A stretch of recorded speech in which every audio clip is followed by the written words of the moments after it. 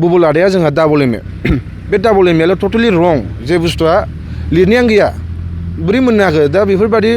गासिबो double M A बा बुंनो थाङोबा नै आदा नेरसोन बिथाङाबो उइदाउट एनि नेट जेआरएफ बिथाङाबो पिएइचडि स्कलार बेफोर टटेलि रं दा बेफोर सोरनि थिननायाव मोन्दों बा बेफोर माबोरै मोनखो दा बिथांनि दैदेननायाव बेफोर गासिबो मोन्दों दा बिनिखायनो उइदाउट इलिजिबिलिटि क्राइटेरिया गैयागारा बिथाङा गोबां स्टुडेन्टसफोरखौ इलिगेलि एडमिसन होदों खोनानो मोन्दों एडमिसननि बेलायावबो गोबां इलिगेलि खोनादों जों दा बेफोरबायदि गोबां रिजननि थाखाय बिथांमोनखौ जानो हागौ बोख्लायदों 2022 मायथाइनि 4 थारिख आरो गोदान बोसोरजों लोगोसे गासै आंनिनो बिदा फंबाय बिब' बिनानाव आबै आबौमोननिसिम आंनि बोसोर गोदाननि गाहाम हामलायनायखौ सिगांग्रो बावहरग्रोनाय जाबाय जोंहा दा बावैसो सोलिबाय थानाय माखासे जाथायखौ लानानै माखासे कन्ट्रभारसि जागासिनो दं दाख्लै बावैसो 2 थारिख खालि जोंहा क'क्राझार डिस्ट्रिक्ट BSUआ होलांनाय माखासे प्रेस मिट बे बिथांखौ लानानै बिथांमोना माखासे नंखाय प्रपेगेन्डा लानानै माखासे खोथा फोसावदों जाय खोथाया जोंनि थाखाय मोजां नङा बे खोथायानो जादों जे गावसोरखौ बिथांमोनखौ होनदों जे एन्टि बर' होनदों होननानै बाट बे नंखाय बेयावथ' माब्लाबाबो बिथांमोनखौ बेयाव प्रेस मिटनि गेजेरजों बिथांमोनखौ एन्टि बर' होननाय जायाखै बिथांमोनखौ होनदों जे जेनेबा बिथांमोना जेबादि सोमावसारदों जेबादि बिग्रायखांदों बिथांमोननि बिग्रायनायखौ बिथांमोना जेबो अबजेक्सन खालामाखै नाथाय बिथांमोननि जे बिग्रायनायनि थांखि बा बिथांमोननि लामा बे लामाया टटेलि रं जाय लामाखौ लायोबा totally crime and anti national बे फारियाव गोग्लैयो बेफोरनि सायावसो बिथांमोना खुगा बेखेवदों नाथाय बेफोरबायदि नंखाय खोथा फोसावनानै जोंनि गेजेराव मोनसा मोनसि गाज्रि मोनलायनाय बेफोरबायदि प्रपेगेन्डा लानानै बिथांमोना बेफोरबायदि खोथा फोलानो दासान बेफोर टटेलि रं जानो हागौ बिथांमोना सोरनिबा थिननाय बा स्क्रिप्टेड खोथाखौ थिनदों जानो हागौ बिथांमोना गावसोर निउसखौ मोजां नायाखै आरो जोंहा दा बावैसो माखासे आरो सोलिबावनाय जे रेजिस्टारनि खोथाखौ लानानै जे कन्ट्रभारसि सोलिगासिनो दं बिनि सायावबो आं फंनैसो खुगा बेखेवनो सानदों जे बुस्थुआ बिथांमोना साननानै नाय 2020नि सिगां जोंहा बड'लेण्ड इउनिभारसिटिनि रेजिस्ट्रार हिसाबै दंमोन डक्टर प्रहलाद सारानो आरो माखासे बोसोर सिगां जोंहा जेब्ला क'क्राझार इउनिभारसिटिया कलेजमोन बे समाव जोंहा प्रिन्सिपाल हिसाबै दंमोन डक्टर बरुन बिदामा दा बे हिसाबै बिथांमोनानो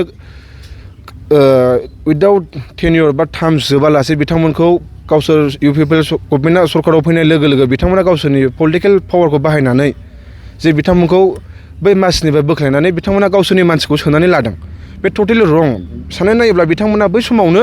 गावसोरनो पलिटिक्सखौ गावसोरनि सिगां बाहायग्रोदों बे टटेलि रं आरो दा जोंहा बावैसो गोदानै थिसनजानाय मोननैबो इउनिभारसिटिनि रेजिस्टारखौ बिथांमोना होनदों जे पलिटिकेल पावार बाहायनानै सोसननाय जादों बे थारैनो नंखाय आंनि बादिब्ला मानोना बिथांमोना गावसोरनि माखासे मावनांगौ डिउटि जे मावनांगौ खामानि बेयाव बिथांमोना टटेलि फेलें जादों जायनि थाखाय बिथांमोनखौ बोखारनानै गोदान रेजिस्टार सोनांगौ गोनांथि जादों बिथांमोननि माखासे मावनो हायै खामानियानो जादों बिथांमोना 2023 मायथाइयाव जालांनाय बड'लेण्ड इउनिभारसिटिनि इलेक्सन जाय इलेक्सनाव गोबां बुफाय बुख्रुब बुसि जानानै थांबाय स्टुडेन्टसफोरनि गेजेराव बिथांमोना बिनि एगेन्स्टआव गोबां स्टुडेन्टसफ्रानो कमप्लेन होदों नाथाय बे बिथिङाव बिथांमोना मोजां रोखोमै तदन्त खालामाखै बिथाङा वान साइडेड जानानै थादों जायनि थाखाय बिथाङा गोबां स्टुडेन्टसफोरजों गाज्रि मोनजादों आरो खोनानो मोन्दों जोंहा बुबुल आदाया जोंहा डाबल एम ए बे डाबल एम एल' टटेलि रं जे बुस्थुआ लिरनायानो गैया बोरै मोननो हाखो दा बेफोरबायदि गासिबो डाबल एम ए बा बुंनो थाङोबा नै आदा नेरसोन बिथाङाबो उइदाउट एनि नेट जेआरएफ बिथाङाबो पिएइचडि स्कलार बेफोर टटेलि रं दा बेफोर सोरनि थिननायाव मोन्दों बा बेफोर माबोरै मोनखो दा बिथांनि दैदेननायाव बेफोर गासिबो मोन्दों दा बिनिखायनो उइदाउट इलिजिबिलिटि क्राइटेरिया गैयागारा बिथाङा गोबां स्टुडेन्टसफोरखौ इलिगेलि एडमिसन होदों खोनानो मोन्दों एडमिसननि बेलायावबो गोबां इलिगेलि खोनादों जों दा बेफोरबायदि गोबां रिजननि थाखाय बिथांमोनखौ जानो हागौ बोख्लायदों दा जोंहा गोजोननायसो फोरमायनांगौ जे जोंहा डक्टर प्रहलाद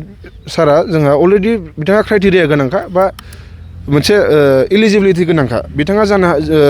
जोंनि मोनदांनायाव बिथाङा थारैनो स्टुडेन्टसफोरनि थाखाय मोजां मावगोन आरो जों स्टुडेन्टसफोरखौ टटेलि जोंखौ सापर्ट खालामगोन आरो जोंनि लाइफ दानायाव केरियार दानायाव टटेलि बिथाङा जोंनि थाखाय गाहाम जागोन जोंहा दाख्लै बावैसो जानानै थांनाय जे 29 नभेम्बराव बिथांमोना जे बिग्रायखांनायनि गेजेरजों बिथांमोना बिटिसिखौ हानि खालामबाय दा बिनि सायावबो जोंहा गोबां गोरोन्थि नुजानायखौ जों मोन्दों बिथांमोननि बिग्रायनायाव जोंहा जेबो अबजेक्सन गैया अबभियासलि सिरियासलि आंनि बिब' बिनानाव बिदा फंबाय गासैबो फैजोबदों बे बिग्रायखांनायाव नाथाय जे बिथांमोननि बिग्रायनायनि गेजेरजों बिथांमोना जेबादि थासारि खालामदों बे टटेलि रं जाय खामानिखौ मावोबा एन्टि नेसनेल बा क्राइम दा बावैसो दाख्लै जोंना क'क्राझार डिस्ट्रिक्ट BCOआ जोंना बेखौनो बुंनो थांदों बिथांमोननि बेबादि मावनाया टटेलि रं आरो जोंहा बुबुल आदाया बुंबावदों जे माने जोंहा थाब बावैसोनो कार्बि आंलंनि बादि जाथाय जागोन बिथाङा सोरखौ धमखि होदों बिथाङा सोरखौ हुमखि होदों बे टटेलि रं जों स्टुडेन्टसफोरखौ लानानै बेबादि खेला दा गेलेथों बा जोंनि स्टुडेन्टसफोरनि केरियारखौ लानानै बेबादि दा खालामथों बिथांमोना जुदि लिगेलि बिग्रायखांनायनि गेजेरजों जों बिग्रायोबा जोंहाबो टटेलि बेयाव सापर्ट दं बिथांमोना लिगेलि बिग्रायथों सोरनिबा लाबा लाबनि थाखाय सोरनिबा पलिटिकेलनि थाखाय बेबायदि दा बिग्रायखांनो नाङा बिथांमोननि मावनाय दांनाय गासिबो टटेलि नोजोराव दं बिथांमोना दाख्लै बावैसो गोबां गिदिर इनसिडेन्ट खालामना थांबाय 29 नभेम्बराव जे BTCनि हानि खालामना थांबाय बिथांमोना गोबां मुसुखाफोर सावबाय गोबां बायदि बायदि रोखोमनि गोबां हानि खालामबाय जाहाथे नेक्स्ट टाइम बिथांमोना जों स्टुडेन्टसफोरखौ लानानै बेबायदि दा खालामथों आं बिथांमोनखौ गुरैयैनो खावलायदों एसे आंबो ट्राइबेल स्टुडेन्ट एसे आंबो बड'लेण्डनि स्टुडेन्ट सासे बर' फरायसा आंबो बेफोरबायदिखौ लुबैया आंबो मोनसे लिगेलि मोजां थासारिजों मोनसे मा होनो बेखौ थार बिजिरनायखौ लुबैयो बा बिग्रायनायखौ लुबैयो दा बेखायनो आं बुबुल आदामोन बा नेरसोन आदामोनखौ गुरै खावलायदों जाहाथे बिथांमोना स्टुडेन्टसफोरखौ लानानै बेबायदि नंखाय प्रपागान्डा फोसावनायनिफ्राय गोजानाव थानानै सैथोजों बिग्रायखांनो थाखाय आं बिथांमोनखौ गुरै खावलायदों जाहाथे नेक्स्ट टाइम बिथांमोना बेबायदि सोरनिबा खहा जानानै सोरनिबा मुलाम्फा जानाय बेबायदि बुस्थुखौ बिथांमोना दा मावथों सोर बेहाबो लाब जायोबा जोंहाबो लाब जानाय मोननैबो साइडजों नायनानै बिथांमोना मावथों